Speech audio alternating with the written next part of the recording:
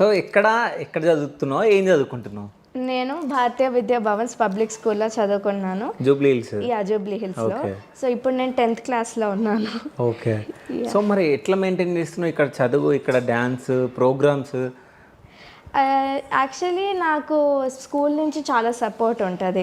మా principal ma'am Arunasri గారు, ఇంకా స్కూల్స్ భారతీయ విద్యా భవన్ స్కూల్స్ అందరికీ డైరెక్టర్ రమాదేవి మ్యామ్.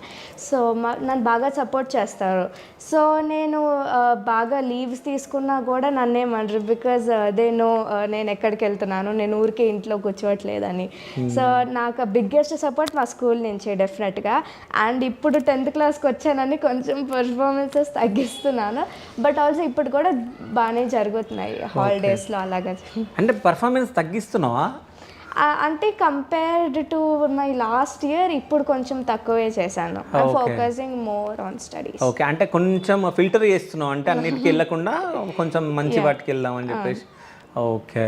సో అంటే 9thలో అంటే ఏ ర్యాంక్ వచ్చింది?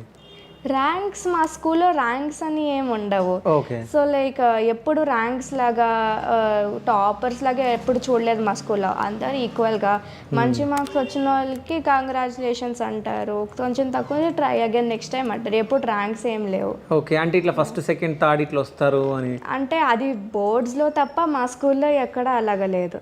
ఓకే.